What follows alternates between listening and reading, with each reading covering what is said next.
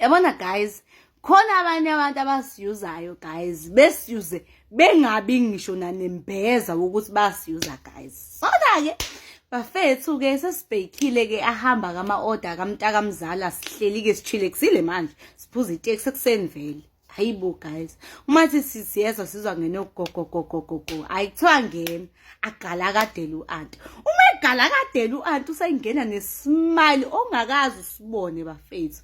Uma engena uthi hawu endlini kwase kwachala kangaka.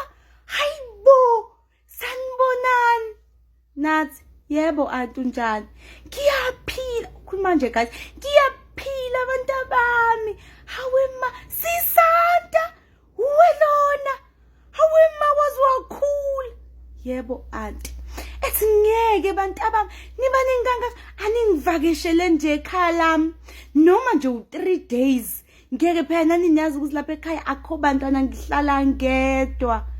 Like anti sathanda ukuvakasha inkinga lazivakasha inxa ukubuza fone esemakhaya wathi asikuvakashe suke emakhaya ethi umntaka mzala awu we anti khululeke ungabathatha kunankinga as long as nje uzobabuyisa kungabi sona isikhathi sokuthi behambe.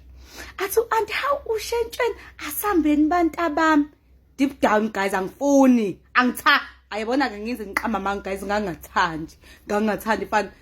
The last time guys I visited uanti kuleya muzi guys they were rats. Kwakuna angwasaba amagundane guys but into eyenziwa amagundane kwabantu esasivakashe nabo guys people bavuka yebo guys amahelane ingane had no hairline.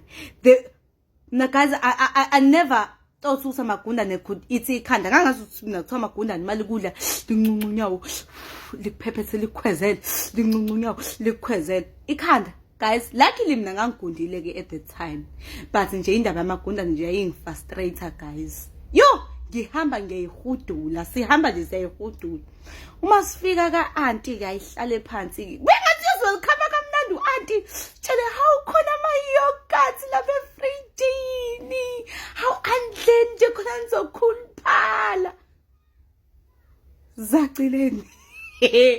Hayi ke guys sihlale kube ngathi siba comfortable. Aqala uanti hayibo ngizile kuthiwa anibhaki nibuya ngokuzolala. Hayibo sisanda ngoba wena ngithi ubuhlala enkandla sonke isikhathi ukufunde ukubhaka. Ngithi nano anti ukubhaka ngayifundela mina ngibona abantu bebhaka and stuff.